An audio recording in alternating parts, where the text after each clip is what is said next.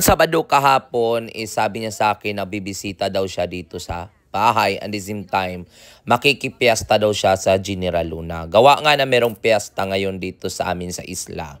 Sabi ko sa kanya, maganda yan dahil Sabado naman at Sunday tomorrow is magbabanding tayo, magkasama tayo. Dahil maraming kaganapan dito sa isla ngayon. Gawa na merong kaming surfing, at the same time maraming perya, maraming ukay-ukay na pwedeng pagpilian. Bago pa nga kami pumunta doon kasi maaga pa dito, sabi ko sa kanya, is punta muna tayo sa Apam Bridge. Sabi ko pa nga sa kanya, nakakatuwa naman kasi nakapantalon ka tapos nakabra. Formal sa baba, sa taas parang formal pa rin naman. So, nandito nga kami sa Apam Bridge, and the same time is bumili na kami dito ng ma-snack-snack namin. Ako naman yung tipong tao na ngayon mas pinopokus ko yung pagkain. I don't know why. Palagi ako nagkikrib. Palang maya-maya gutom ako. So, habang naglalakad kami dahil first time ulit ni Kabang or ni Aura dito sa place na to, sabi niya pa nga sa akin, bakit wala na mga vendors dito? Sabi ko, nandun na sila sa kabila. Kaya naman parang maluwag na talaga dito sa bridge. No, nagtambay-tambay kami dito. Umabot na nga ng anong oras ito. Parang I think 5:30. Wala masyadong tao. It's like gawa siguro na sobrang. Basta wala as in sobra.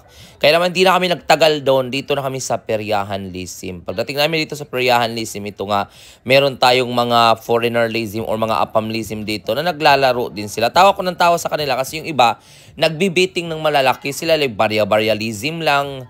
Like 20, 10 pesos. Siguro gusto nako-confuse lang siya at nag-i-enjoy. Sabi ko pa nga dito is parang isla casinolism yung gusto nila. Kaya yung friend ko naman dito nakita ko si Kuya Ryan. Hi Ryan! This is my favorite friend dito sa isla ng Siargao. It's like my childhood friend. So ayan. So habang nag-uumpisa pa sila dito, kami naman ni Aura is tawa kami ng tawa. Sabi ko nakakatuwa no? Kasi kahit mga apamlisim na mga from different country, pumunta dito sa isla para magkasinolism lang. Pero anyway, ito nga nag-focusan sila dahil itong gabi na to, starting na yung parami ng tao kasi tomorrow is like meron fiesta na parating. So ayan yung mga kaganapan dito. Napakasaya sa isla ng Siargao, at the same time nakisama yung panahon. Hindi maulan, napakaganda ng weather. Yung tipong parang mag-i-enjoy ka talaga. So ayan, grabe na yung mga laro nila dito. Intense na nga yung scene labanan dito dahil focus lisim naman. At isa rin itong burikat na to, burikat lisim na to is panay doon. Ako tuloy is tawa ko ng tawa. Wala ko very supportive asawa yarn. So ayan, pagkatapos nga dito is kinuha namin yung motor, nagpark kami sa labas. Sabi ko, dito ulit tayo iikot. Kasi sabi nila, meron daw gwapo na afamlism. Hindi nga kami nagkamali. Ito nga Alam mo ba may kamukha talaga siya, very familiar to me. Naalala ko talaga yung aking friend na si, basta tayo ko nang sabihin, basta naalala ko kamukha niya talaga. Ang gwapo niya. Pero promise, he's handsome boy. He look better.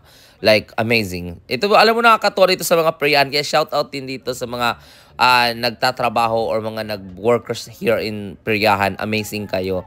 Sobrang bait nga din nila sa akin eh. Di na mo focus in intenselism. Alam mo ba nakarang araw dito is nandito ako, tumaya ako. Kasi alam mo yung try na yung tinatawag na confuse or gusto mong ma-experience yan. Kaya nag-bit din ako lisim at natalo lisim ako. Pero sabi ko, it's a good experience and bad experience. At least, hindi ako mangmang sa mga ganitong bagay. Pero hindi talaga ako mahilig sa mga gambling-lism. So, ayan na nga, nagkuha na sila. Tapos, dami na nanalo. May mga, dito sa larong mga ganito is kinda risk siya. Kasi, merong times na mananalo ka, may times na natatalo ka. Pero ako naman talaga dito is very supportive din.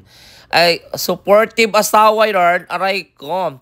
So, tumitingin-tingin ako dyan while nagbibiting sila. Tapos, alam kasi ng mga tao lisim dito sa isla ng Siargao na mahilig talaga ako sa gwapo. Mahilig ako sa gwapo. Sabi nila, sa inyo hindi malaking bagay ang gwapo, pero sa akin, big deal po talaga ang gwapo. Gwapo is my life po talaga. Kaya ito si tawa ko. Sobrang nag-smile pa nga siya dyan. At sabi namin, oh my God, tara na nga, uwi na tayo.